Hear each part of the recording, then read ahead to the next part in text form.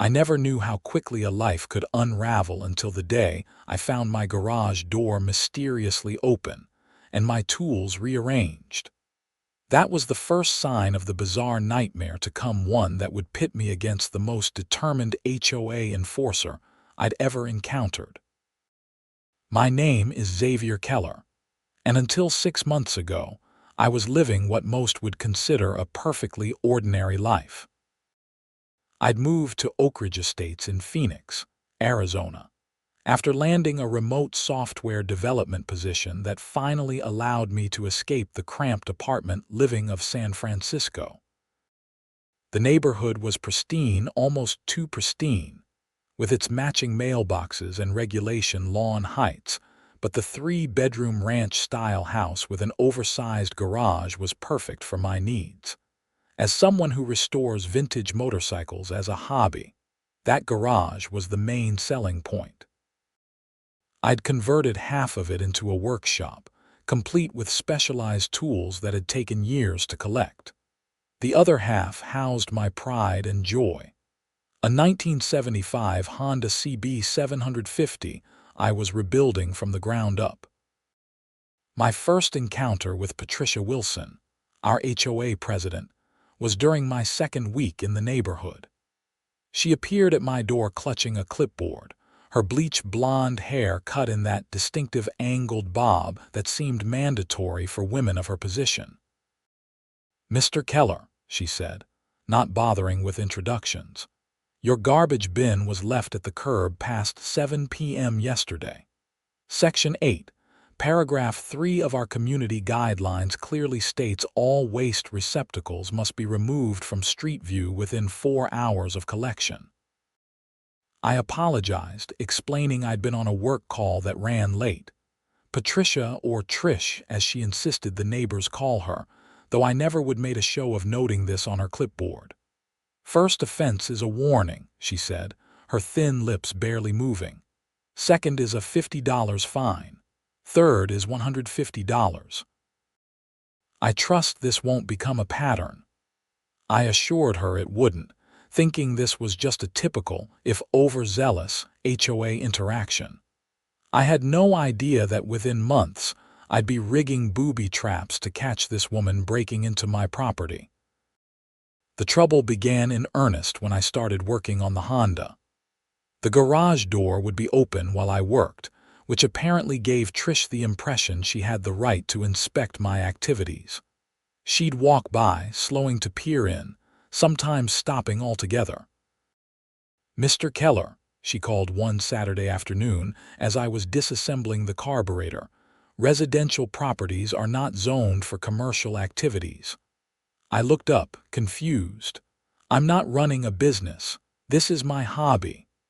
She pointed to the parts laid out methodically on a tarp. "That looks like a professional operation to me. The HOA prohibits home businesses without proper approval." "It's just a hobby," I repeated. "I'm restoring one bike, for myself." She didn't seem convinced but left with a terse reminder about noise ordinances. After that, I began closing the garage door when I worked, which meant installing better ventilation for the fumes, but it seemed worth avoiding further confrontations. Then strange things started happening. I'd come home to find tools slightly out of place. At first, I blamed myself. Long work hours meant I was often tired when wrapping up in the garage. But when my precision torque wrench disappeared and reappeared 3 days later in the wrong drawer, I knew something was wrong. I checked the garage door logs on my Smart Opener app.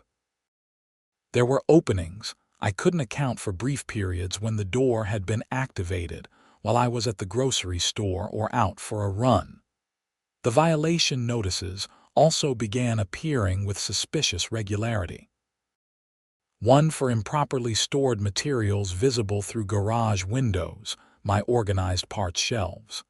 Another for unapproved modifications to structure, the ventilation fan I'd installed. Each came with escalating fines. I raised the issue at the next HOA meeting, held in the community clubhouse. "Someone has been entering my garage without permission," I stated plainly, looking directly at Trish, who was seated at the center of the board table. "That's a serious accusation, Mr. Keller," she replied, her voice calm but her eyes narrowing. "Do you have evidence of this alleged break-in?" "Not break-in. Break-ins, plural. And my smart garage opener logs show activity when I wasn't home." Trish glanced at the other board members, all seemingly hand-selected to never question her authority before responding. "The HOA covenant gives the board right of access to inspect properties for violations. Perhaps you received notification that was misplaced.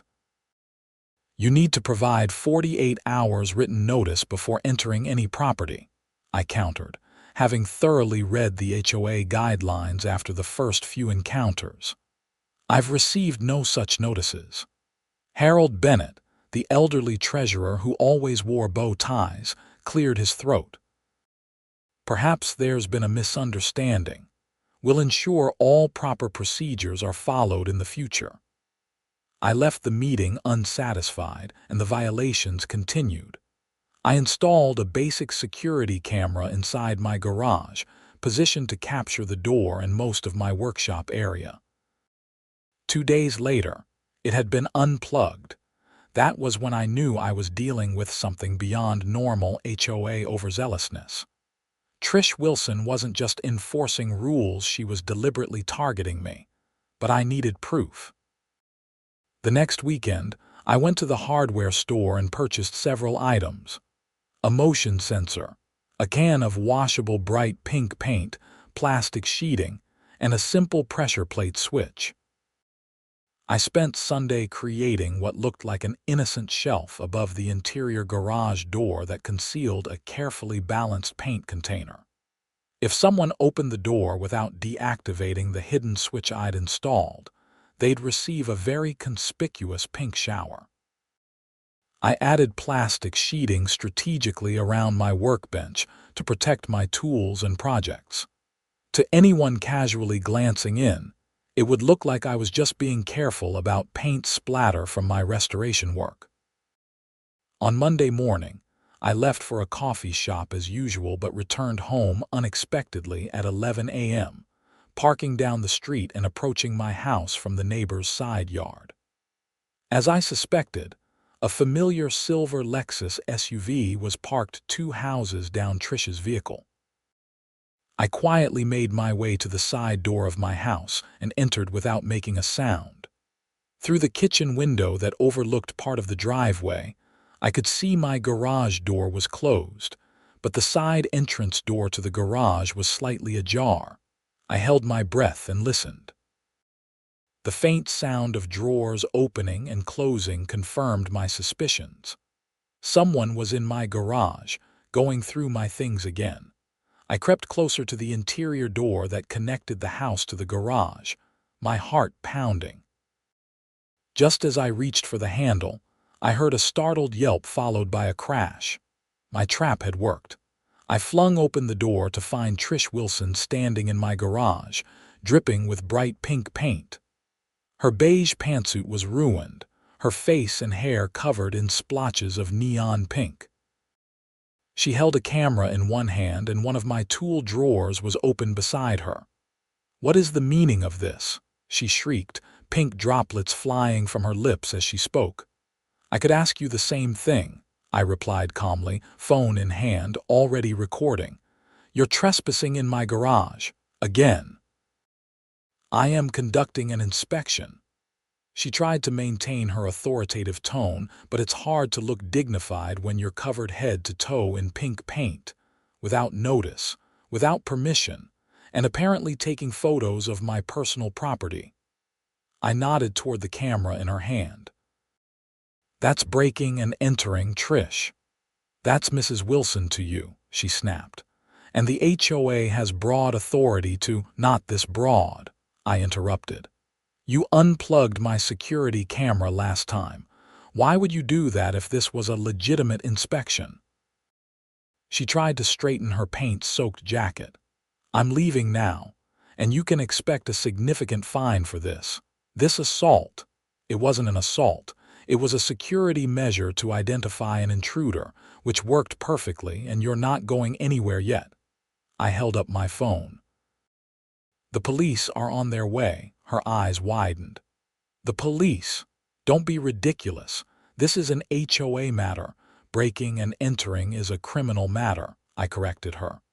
So is tampering with security devices, and theft if any of my missing tools turn up in your possession. The color drained from her face beneath the pink paint. You're making a terrible mistake, Mr. Keller. The association can make your life very difficult. You already have, I said, but now I have proof. The next hour was surreal. 2 Phoenix police officers arrived, taking statements from both of us. Trish tried to play it off as a misunderstanding, claiming she had left notice. She hadn't, and was performing routine inspections as permitted by the HOA covenant. Officer Rodriguez wasn't buying it.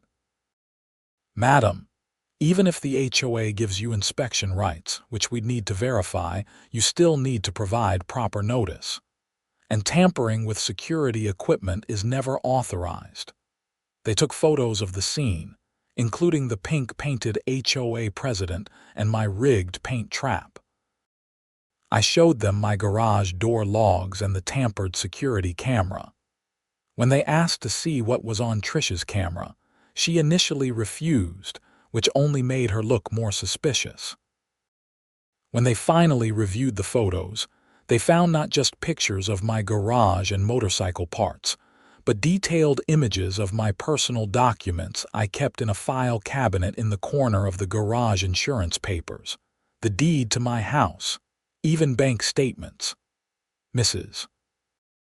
Wilson, Officer Rodriguez said gravely, why would you be photographing Mr. Keller's financial documents during a supposed HOA inspection? She had no good answer for that.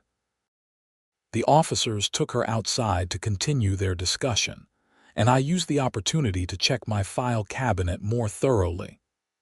Several documents were out of order, and a folder containing information about my recent refinancing was missing entirely.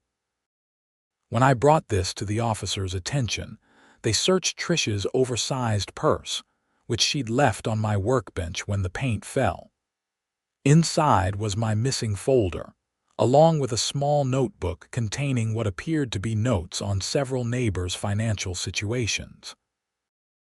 That's when the situation escalated from a simple trespassing case to potential identity theft and fraud investigation. The officers placed Trish under arrest, reading her rights as pink paint dripped onto the pavement beside her silver Lexus. As they led her away, she turned to me with a look of pure hatred. This isn't over, Keller.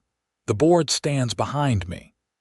I didn't know then how right she was, or that the paint trap was just the beginning of a neighborhood war that would consume the next several months of my life. News travels fast in planned communities. By evening, my phone was blowing up with texts from neighbors I'd barely met, all wanting details about the incident. From my front window, I could see people walking by my house with unusual frequency, slowing as they passed my driveway. The next morning, I woke to find a formal letter from the Oakridge Estate, HOA board, slipped under my door. It detailed multiple alleged violations, including modification of property without approval, my paint trap, improper use of hazardous materials, the pink paint, and conduct unbecoming a community member, having their president arrested, presumably. The letter, signed by Harold Bennett as acting president, informed me that an emergency board meeting had been convened, and I was being fined $2,500 for these violations. Additionally, I was ordered to cease all unauthorized mechanical work in my garage immediately. I called Thomas Zhang, a lawyer friend from my San Francisco days, and explained the situation. They can't fine you for protecting your property against a trespasser, Thomas said after hearing the full story. And if she was entering without proper notice, That's a clear violation of your rights, regardless of what the HOA covenant says. So what should I do? I asked. Document everything. Get copies of the police report. Talk to your neighbors, find out if others have experienced similar invasions. And don't pay that fine. I took his advice, starting with requesting the police report. Then I began knocking on doors, introducing myself properly to neighbors I'd only waved at before. The responses were enlightening. Several residents, particularly newer ones like me, shared stories of excessive fines and mysterious inspections. An elderly couple 3 doors down, the Jacksons, told me they'd been fined for medical equipment visible through their window, a wheelchair and oxygen tank that Mr. Jackson needed after his stroke. We applied for an exception, Mrs. Jackson explained, her hands trembling slightly as she offered me tea. Trish said the board denied it because it affected neighborhood aesthetics. We've been keeping the blinds closed ever since. Megan Foster, a single mom who had moved in just a month before me, had an even more disturbing story. I got behind on the HOA fees after my hours were cut at work, she admitted, lowering her voice though we were sitting in her kitchen. Next thing I know, Trish is taking photos of my daughter's bedroom through the window, claiming she was documenting unapproved window treatments. My daughter was changing clothes and saw her. She was terrified. Did you report it? I asked, appalled. To who? Trish is the HOA president. She told me if I made trouble, they'd put a lien on my house. Megan looked down. I can't risk losing this place. By the end of the day, I had spoken with 15 households. 12 had stories of Trish's intrusive inspections or excessive enforcement.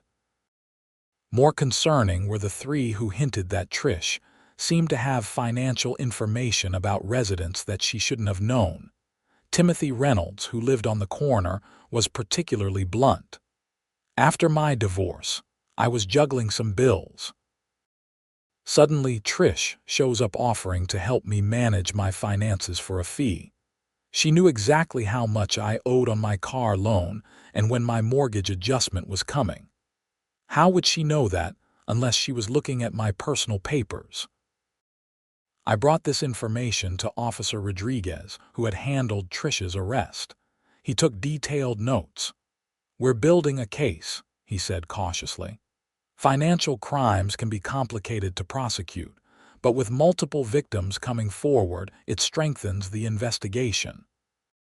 3 days later, I received a notice that the HOA was placing a lien on my property for non-payment of the $2,500 fine, plus an additional $500 administrative fee. That same afternoon, a large yellow violation sticker was plastered across my garage door, visible to everyone in the neighborhood, declaring the space unsuitable for occupancy due to code violations. I called Thomas immediately. They're escalating, I told him. I need to do something before this affects my property value. You need to go to the next board meeting, he advised. Challenge them publicly. And bring neighbors who support you. Make it clear this isn't just about you versus Trish, it's about stopping systematic abuses of power. The next board meeting was scheduled for the following Tuesday evening. I spent the weekend gathering support, creating a detailed timeline of events, and preparing my case. Thomas reviewed everything and even agreed to attend as my legal representation. By Tuesday, I had statements from 17 households documenting questionable actions by Trish or the board. 5 neighbors agreed to attend the meeting with me, including Timothy Reynolds and the Jacksons. The meeting was held in the community clubhouse, a building that always reminded me of a funeral home with its muted beige tones and uncomfortable chairs. When our group walked in together, the surprised expressions on the board members' faces confirmed they weren't used to well-attended meetings. Harold Bennett, still serving as acting president, called the meeting to order. After routine business matters, he opened the floor for community concerns. I raised my hand immediately. I'd like to address the board regarding recent actions taken against me and, as I've discovered, several other homeowners in Oakridge Estates. Harold looked uncomfortable but nodded. You have 3 minutes, Mr. Keller.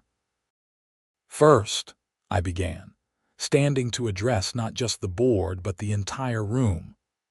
I want to clarify that Patricia Wilson was arrested in my garage because she was trespassing and had stolen personal financial documents, not because of any legitimate HOA inspection. I laid out the facts of the case, including the unauthorized entries documented by my garage door logs, the tampered security camera, and the financial documents found in her possession. Since then, I continued, I've spoken with many neighbors who have experienced similar intrusions and intimidation. I gestured to those who had come with me. These residents are prepared to share their experiences as well. Harold tried to cut me off. Mr. Keller, your time is— Not yet, I interrupted, pulling out a folder. I have here signed statements from 17 households documenting potential criminal activities conducted under the guise of HOA enforcement. I've already shared these with the Phoenix Police Department, who have informed me they are expanding their investigation. The room erupted in murmurs. One of the board members, a woman named Valerie Peterson who always voted with Trish, whispered urgently to Harold. Additionally, I pressed on, I have my attorney present tonight. I nodded toward Thomas.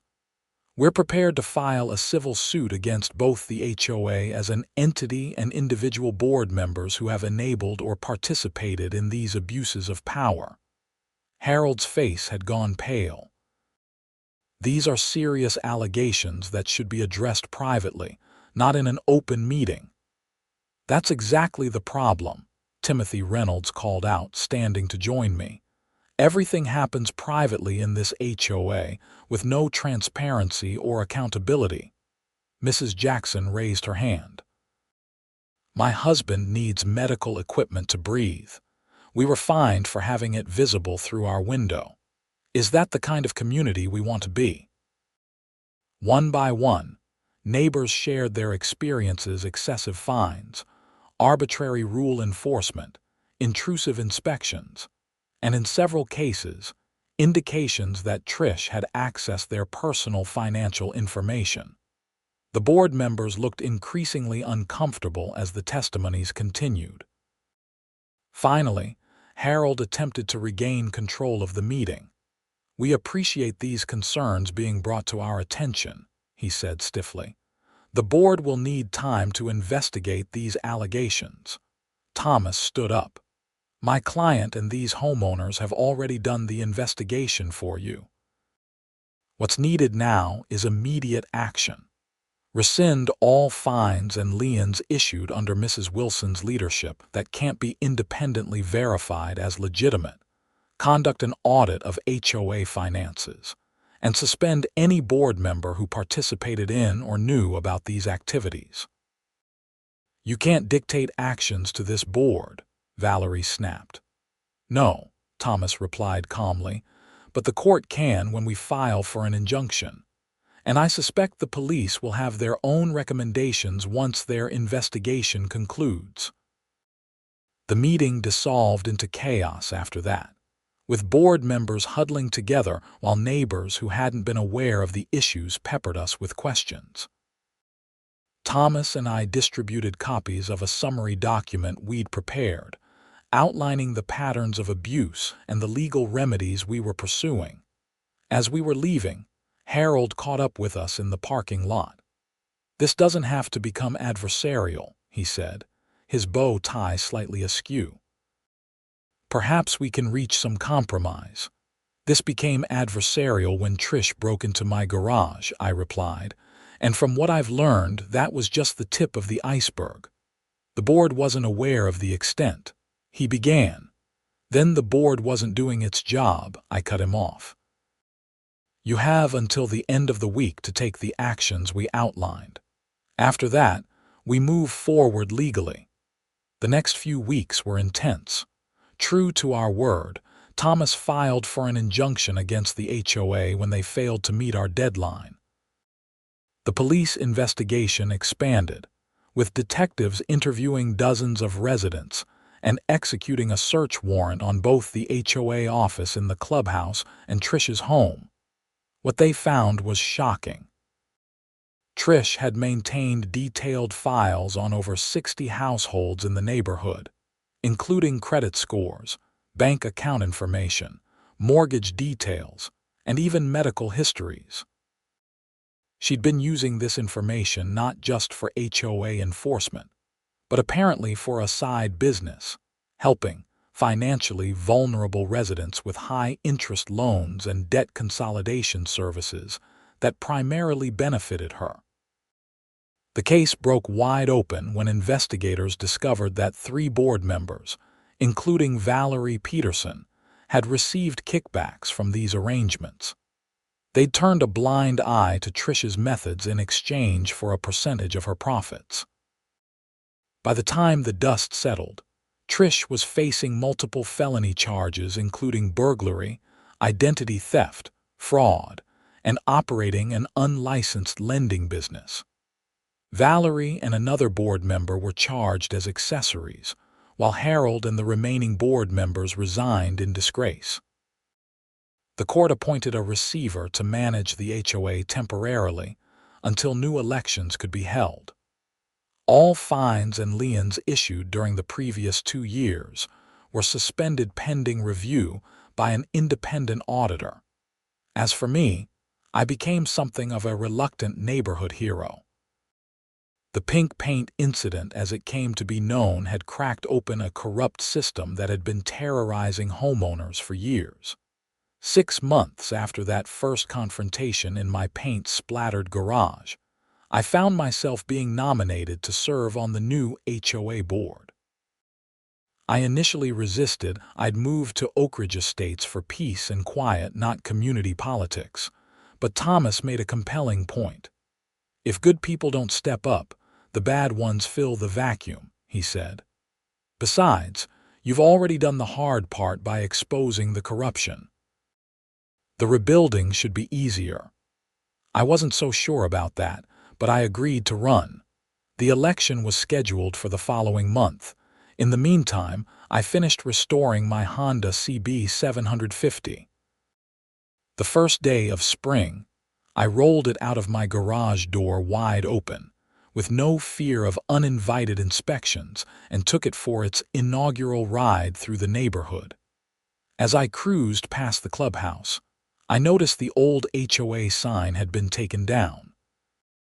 A temporary banner hung in its place, Oakridge Estates, under new management. I couldn't help but smile behind my helmet. Sometimes it takes a can of pink paint to start washing away years of corruption. The preliminary hearing for Patricia Wilson and her co-conspirators was scheduled for early April, almost 9 months after the paint trap incident. I had been asked to testify about my experiences, along with several other homeowners who had fallen victim to their schemes. The courthouse was more imposing than I'd expected, a massive stone structure in downtown Phoenix that made me feel small as I climbed the steps. Thomas met me at the entrance, looking sharp in his charcoal suit. "Ready for this?" he asked, handing me a coffee. "As I'll ever be," I replied, trying to ignore the knot in my stomach. "Have you heard anything about how they're going to plead?" Thomas shook his head. "Nothing definitive. The prosecution has a strong case, especially after the financial records were analyzed. My guess is they'll try to cut a deal." Inside, the courtroom was already filling with familiar faces from Oakridge Estates. Timothy Reynolds nodded to me from a bench near the front. The Jacksons were there, Mr. Jackson in his wheelchair, positioned in the designated accessible space. Even Megan Foster had taken the day off work to attend, When the bailiff called for us to rise, a hush fell over the room. The judge, an older woman with silver hair and piercing eyes, took her seat and reviewed the docket. Patricia Wilson was led in first, looking nothing like the imperious HOA president who had tormented our neighborhood. Her prison-issued outfit hung loosely on her frame, and without her carefully maintained hair and makeup, she appeared much older. She kept her eyes down, avoiding contact with anyone in the gallery. Valerie Peterson and James Donovan, the other board member charged in the scheme, followed. They too looked diminished, the weight of their crimes evident in their slumped shoulders. The charges were read aloud, a lengthy list that took nearly 10 minutes to complete. The financial crimes were extensive. Identity theft affecting over 30 residents, fraudulent loans, illegal liens, misappropriation of HOA funds, falsification of records. Beyond that were the burglary charges, invasion of privacy, and harassment counts. When asked for their pleas, Valerie and James both responded with quiet, guilty admissions, confirming Thomas's prediction that deals had been made. But Patricia surprised everyone by pleading not guilty to all charges. Her attorney, an expensive-looking man in a tailored suit, immediately moved to suppress the evidence obtained from my garage, arguing that, as HOA president, Patricia had the right to inspect the property. The judge listened patiently before responding. "Mr. Hargrove, the covenant may give the HOA certain limited rights of inspection, but it does not supersede state law regarding proper notice, nor does it authorize the theft of personal documents or photographing of private financial records." The motion is denied. The preliminary hearing proceeded with the prosecution presenting its case. I was called to testify second, after Detective Rodriguez established the initial investigation details. As I took the stand and was sworn in, I found myself looking directly at Patricia for the first time since her arrest. She finally met my gaze, and the hatred in her eyes was unmistakable. I recounted the events leading up to the paint trap, the mysterious garage door openings, the moved tools, the violation notices that seemed designed to intimidate rather than enforce legitimate rules. When the prosecutor asked me to explain why I had set up the paint trap, I was honest. "I needed proof of what was happening," I said. "I felt violated knowing someone was entering my home without permission, but without evidence. It was just my word against hers." Patricia's attorney tried to paint me as a troublemaker during cross-examination, suggesting I had moved in with no intention of following community guidelines. "Isn't it true that you were conducting commercial motorcycle repair from your garage?" he asked. "No," I replied firmly. "I was restoring one vintage motorcycle as a hobby, for personal use. And you booby-trapped your garage with the intent to harm Mrs. Wilson. I set up a non-harmful way to identify whoever was breaking in. The paint was washable and non-toxic, but you meant to humiliate her." I considered this. I meant to catch whoever was entering my property illegally. The fact that it was embarrassing to be caught in the act wasn't my primary concern. The testimony continued throughout the day, with neighbor after neighbor describing similar experiences. The most damning evidence came from the forensic accountant, who had analyzed the financial records seized from Patricia's home and the HOA office. He presented a detailed breakdown of how Patricia had systematically targeted financially vulnerable residents, using information obtained through unauthorized access to their homes and documents. She would identify those struggling with payments, then approach them with assistance in the form of high-interest loans, often secured by secondary liens on their properties. In total, the accountant testified, Mrs. Wilson extracted approximately $347,000 from Oakridge Estates residents over a 3-year period through these predatory practices. By the end of the hearing, even Patricia seemed to recognize the weight of evidence against her. During a recess, her attorney approached the prosecutor, and when court resumed, a plea deal was announced. Patricia would plead guilty to reduced charges in exchange for her cooperation in identifying other potential victims and returning misappropriated funds. The judge set a sentencing date for the following month and denied Patricia's request for bail modification. She would remain in custody until then. As we left the courthouse, there was a palpable sense of relief among the Oakridge residents who had attended. "It's really over, Mrs. Jackson said, grasping my hand.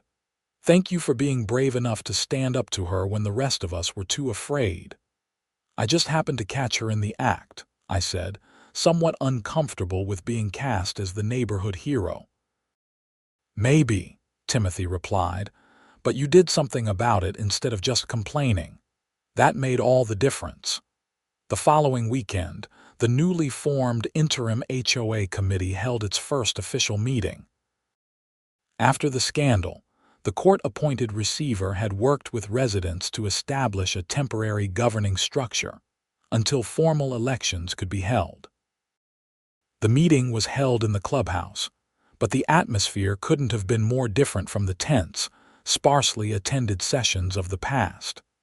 Nearly 100 residents showed up, filling every chair and standing along the walls. There was an energy in the room, not anger, but something more positive: engagement. Marcus Rivera, a retired judge who had volunteered to chair the interim committee, called the meeting to order. "Before we begin discussing regular business," he said, "I think it's important to acknowledge what this community has been through. The betrayal of trust by previous board members has left scars that will take time to heal. But the strong turnout today suggests that Oakridge Estates is ready to move forward." The agenda focused on immediate concerns: reviewing the auditor's findings on finances, prioritizing which HOA rules to maintain versus which needed revision, and establishing a transparent system for addressing violations. I hadn't planned to speak, but when the discussion turned to inspection protocols, I felt compelled to contribute. The problem wasn't just the rules themselves, I pointed out. It was the selective enforcement and lack of accountability. Whatever system we establish needs checks and balances, so no single person can wield the regulations like a weapon. There were murmurs of agreement throughout the room. Marcus nodded. "Well said, Mr. Keller. In fact, I'd like to propose we establish a rotating inspection committee rather than delegating that responsibility to any single board member. And all inspections should be conducted by pairs, never individuals, with proper notice and documentation." The proposal was met with enthusiastic approval. Other residents began offering suggestions: a transparent online system for tracking violations and appeals, regular town halls for feedback, term limits for board positions. By the end of the 3-hour meeting, we had established working groups to tackle specific aspects of the HOA restructuring. To my surprise, I found myself volunteering to help revise the architectural guidelines to be clearer and more reasonable. As people filed out, Marcus approached me. "You know, we need people with your perspective on the permanent board. Someone who understands firsthand how power can be abused and who has the courage to prevent it from happening again." I hesitated. "I'm not really a community leadership type. I moved here for peace and quiet." He smiled knowingly. "The people who want power are often the ones who shouldn't have it. The reluctant leaders tend to be the best ones." I didn't commit right away, but his words stayed with me. Over the next few weeks, as I worked with the architectural guidelines group, I found myself becoming more invested in the community's transformation. The neighbors I'd barely known before the paint incident had become allies, and in some cases, friends. The weekend before the elections, I was in my garage with the door open, putting the finishing touches on my now gleaming Honda CB 750. Timothy Reynolds stopped by, admiring the vintage motorcycle. "That's a beautiful machine," he said, circling it appreciatively. "You've done amazing work." "Thanks," I replied, wiping my hands on a rag. "It's been therapeutic in a way, taking something broken and making it work properly again." Timothy nodded toward the campaign signs that had sprouted in several yards around the neighborhood. "Kind of like what you've done with our HOA," I laughed. "I just caught the bad guy or bad lady in this case. The rebuilding has been a group effort. Still, it wouldn't have happened without that pink paint." He leaned against the workbench. "So, have you decided? Are you going to run for the board?" I sighed, finally admitting what I'd been coming to terms with. "Yeah, I think I am. Someone needs to make sure we don't slip back into old patterns." "You've got my vote," he said, straightening up. "And probably everyone else's too. Not many people would stand up to Trish the way you did." The day of Patricia Wilson's sentencing arrived with a sense of finality. The courtroom was less crowded this time. The initial shock and interest had faded, replaced by a community looking forward rather than back. Thomas and I sat near the front as Patricia was led in. She looked even more diminished than before, her previously commanding presence reduced to nervous glances and fidgeting hands. The judge reviewed the plea agreement and the pre-sentencing report before addressing Patricia directly. "Mrs.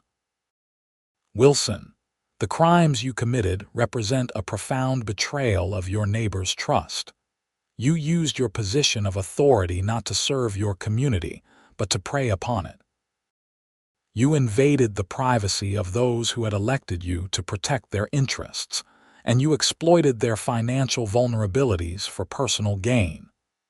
Patricia kept her head down as the judge continued. "While the court acknowledges your cooperation in returning misappropriated funds and identifying additional victims, these actions do not erase the harm you caused. Many of your victims experienced not just financial damage, but emotional distress from your intrusions into their homes and private affairs." The sentence was announced: 5 years in state prison for the most serious felonies, with additional time for lesser charges to be served concurrently. Patricia would also be required to pay restitution to all identified victims, and would be prohibited from serving in any homeowners association or similar position of community authority upon release. As she was led away, Patricia glanced back at the gallery. For a moment our eyes met, and I expected to see that same hatred from the preliminary hearing. Instead, there was something closer to defeat, perhaps even a flicker of remorse, though it was hard to tell. Outside the courthouse, Thomas shook my hand. "Closure at last," he said. "How does it feel?" I considered the question. Satisfying, I suppose, but also a little sad that it came to this at all. "The system worked eventually," he pointed out. "Slowly and imperfectly, but it worked." "Only because she got caught," I reminded him. "How many other HOAs have their own version of Patricia Wilson, just smart enough not to get pink paint dumped on them?" Thomas laughed. "That's why you should definitely run for that board position. Keep fighting the good fight." The HOA election was held the following Saturday in the clubhouse. The turnout was unprecedented, with over 80% of households represented. 7 positions were on the ballot, with 23 candidates running, another sign of how engaged the community had become in the wake of the scandal. I had kept my campaign simple: transparency, fairness, and a promise to always remember that the HOA existed to serve the community, not control it. No fancy signs or door-to-door campaigning, just a straightforward statement of principles. When the votes were tallied, I had received the second highest count, behind only Marcus Rivera, who was elected as the new board president. The other 5 positions went to a diverse group that included both long-time residents and newcomers, with various professional backgrounds that would serve the board well. Our first official meeting as the new board was open to all residents. The clubhouse had been rearranged with the board table positioned not on a raised platform as before, but at the same level as the community seating, a symbolic gesture that didn't go unnoticed. "Welcome to a new chapter for Oakridge Estates," Marcus began, looking out at the packed room. "This board is committed to governing with integrity, transparency, and respect for every resident. We are your neighbors first, board members second." We moved through the agenda efficiently, ratifying the revised architectural guidelines my committee had developed, approving a new digital system for violation notices and appeals that would ensure consistent enforcement, and establishing quarterly town halls in addition to regular board meetings. Near the end of the session, we addressed the fate of the liens and fines imposed during Patricia's reign. The independent audit had identified 97 actions that appeared questionable or lacked proper documentation.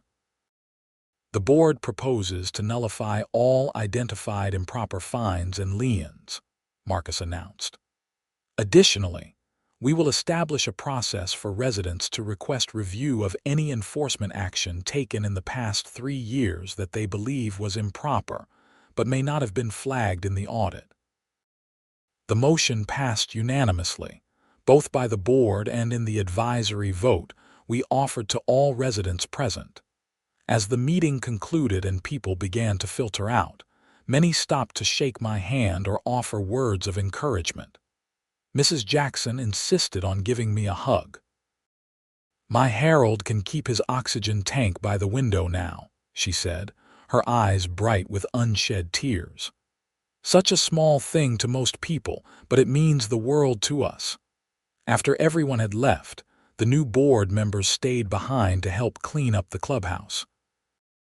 As we stacked chairs and wiped down tables, there was an easy camaraderie among us 7 people who might never have connected if not for the bizarre series of events set in motion by a can of pink paint. "So, Xavier," Marcus said as we finished up, "any regrets about getting involved in all this HOA business?" I thought about the question seriously. The past 9 months had been nothing like the quiet, private life I'd envisioned when moving to Oakridge Estates. I'd become more visible in the community than I ever intended, invested countless hours in meetings and revisions, and had my name forever linked to the pink paint incident. "Surprisingly, no," I answered honestly. "I came here looking for a place to call home. Turns out making it a better place for everyone made it feel more like home to me." Marcus clapped me on the shoulder. "That's the spirit. Though I have to say, I'm glad your home defense methods have evolved beyond paint traps." I laughed. "Don't worry. The only thing I'm booby-trapping these days is my motorcycle with an alarm system. Much less messy." The next weekend, with spring firmly established in Arizona, I rolled my fully restored Honda out into the driveway. The chrome gleamed in the sunshine, and the engine purred like it was 1975 all over again. I was adjusting my helmet when Timothy walked over from across the street, coffee mug in hand. "Taking the beauty out for a spin?" he asked, admiring the motorcycle. "Thought I'd ride up to Sedona for the day," I replied. "Clear my head before the committee meetings next week." He nodded approvingly. "Good man. All work and no play and all that." He hesitated before adding, "There's a group of us who ride on Saturdays. Nothing fancy, just cruising and enjoying the scenery. You should join us sometime." I was surprised by the invitation but found myself nodding. "I'd like that. Let me know when you're heading out next. As I rode through Oakridge Estates toward the main road, I noticed small changes throughout the neighborhood gardens that would have violated the old rigid landscaping rules. A basketball hoop that the previous board would have cited, window treatments in colors that Patricia would have deemed unsuitable. None of these changes detracted from the community. If anything, they added character and signs of life. I paused at the neighborhood exit, looking back at the rows of homes that had become so much more than just houses to me now. In the most unexpected way, a pink paint trap hadn't just caught a corrupt HOA president, it had helped build a real community. With a smile, I accelerated onto the highway, the wind rushing past as I left Oakridge Estates behind for the day, secure in the knowledge that it would be a better place when I returned. Patricia Wilson ultimately served 4 years of her 5-year sentence before being released on parole. By then, Oakridge Estates had transformed completely. Our revised HOA structure had become a model that several neighboring communities had adapted for their own use, and property values had increased as word spread about our reasonable, resident-focused approach to community governance. As for me, I served 2 full terms on the board before stepping down to make room for new voices, though I remained active on the architectural committee. My garage remained my sanctuary now with proper security systems, instead of paint traps, and my motorcycle restoration hobby had expanded to include a 1980 Triumph Bonneville that presented its own unique challenges. Sometimes, when new residents moved in and heard the legendary story of the pink paint incident, they would seek me out, curious about the neighborhood's colorful history. I always emphasized the same point. Communities work best when neighbors look out for each other rather than policing each other. The pink paint had long since been cleaned up, but its impact remained a vivid reminder that sometimes the most effective way to fight corruption isn't with complex systems or lengthy litigation, but with the simple courage to catch someone pink-handed in the act.